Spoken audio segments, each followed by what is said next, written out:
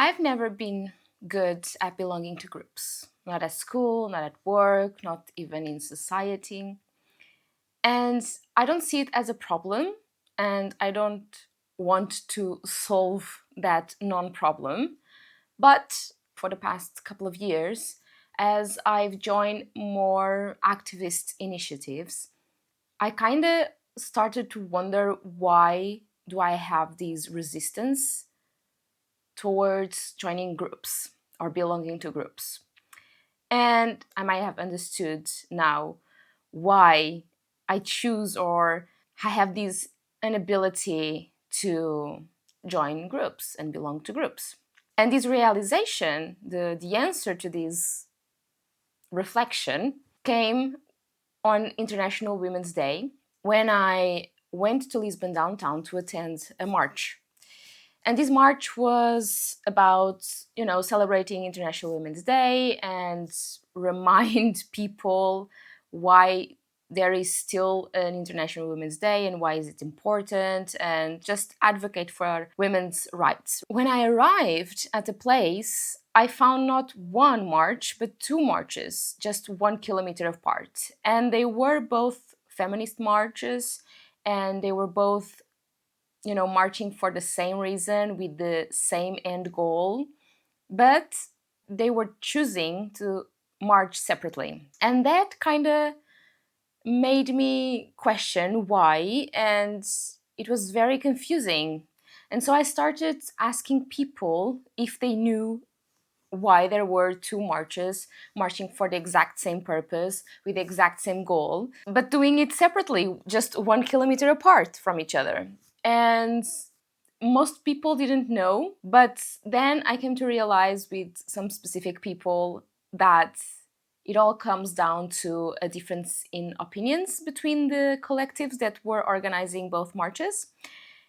And that difference of opinions is basically just regarding one issue, which is sex work. And that made me think that, okay, if one difference in opinion is capable of separating and divide two marches that are basically for the same goal and with the same intention, how are these collectives expecting to change the system, like a system like patriarchy that has been ruling the world for centuries now? It doesn't make sense for me. Sean Fay calls this kind of division a gift for fascists. And I couldn't agree more, honestly. Because you see, the far right rallies over a common enemy and they stick together. They have a shared goal, they have a shared enemy, and they stick together no matter what. You cannot fragment the far right. They are like this. They have joined forces until they achieve the goal that they have set is the main goal right now. And because of that, they exploit any crack that there is in movements that oppose their goal. And so, for instance, in this case, when we have two marches from different collectives but with the same goal that choose to divide themselves, what we are really telling is to the shared oppressor that, look, we are not very good at joining forces, actually, so you can kind of exploit us and exploit our difference of opinions in a way that will serve your purpose and not ours. And that's where the issue relies. And even in the marches itself, because there are two groups and they forced people to choose which one to join, what ended up actually happening was that one of the marches got a fraction of the participants that could have had should they join forces. So when it comes to marches and activist movements, I think that more people means more noise, which means a better and bigger impact overall.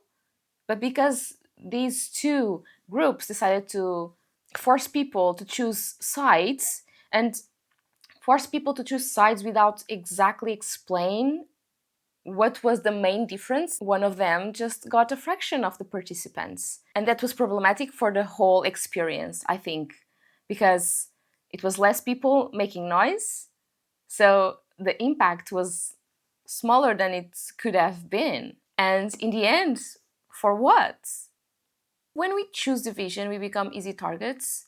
And in a way, these kind of collectives start to resemble the same system that they are opposing to. So they are basically demanding that it's all or nothing. They are showing how impossible it is to actually gather and talk about the issues and join forces where they are needed right now and put aside our differences for a while, not forever, like I think it's important to acknowledge both sides. But as it is today, in the world that we live today, in the political environment that we live today, I think we should prioritize the things that bring us together and let the things that bring us apart for a later discussion.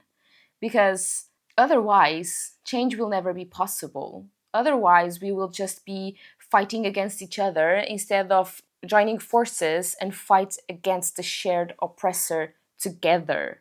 And the only system that will thrive in this kind of scenario is actually the far right. Because, I mean, they don't even need to make our lives harder because we are already doing it to ourselves. We are already fighting against each other instead of joining forces and fight against the shared oppressor. And so I think one thing that would be very important to do would be to sit together and acknowledge two or three things that we can actually join forces to achieve and let the differences for a later discussion. And when I say a later discussion, is not like, oh, I don't agree with your vision and so I won't talk to you about it even. I mean, like being emotionally mature enough to sit down together and find a common ground, because there won't ever be options and solutions that will, satisfy 100% of the people in the world. And so we must find a common ground and work to find that common ground and not just fight and just throwing away tantrums and like, oh, I won't speak to you because you believe in that and I don't believe in that. Because the state of the world is as it is because of division. And it's not just about feminism and patriarchy, but it's also in religion, for example, or race. And so everything is division, and the world is a mess right now because of division. And so I don't think that more division within the collectives and the progressive movements that were born to supposedly face that division, that shared oppressor, is the answer. I don't think it will be the answer. I think that's one of the reasons, or probably the reason, why I can't belong to groups, because I want to evolve and I want to communicate and I want to ask questions and I want to, evaluate different perspectives and I want to sit down and find common ground. I don't want to, choose a feminist collective, for example, only to be told, like, think this way and just this way. This is the right way to think. And not be able to ask questions and go try to figure out what others are thinking or doing or, you know. And so, yeah, I think sometimes the change makers of the world are actually copycatting the behaviors of the shared oppressor instead of breaking free from it. Because in a way, these kind of collectives start to resemble their oppressor because there is no openness to argumentation, to find a common ground, to have different perspectives or ideas or questions. So they are kind of trying to actually monopolize. I don't know if this is the right words, but they are trying to say that this is the only way and this is how we think, and so you are either with us or you are against us. And I don't think there is such a thing. I think we need to be able to communicate better and to sit down as emotionally mature people and try to draw a plan that will actually help the minorities and the marginalized people that we are trying to help in those collectives, right? And I don't think division is the answer to that. What do you think?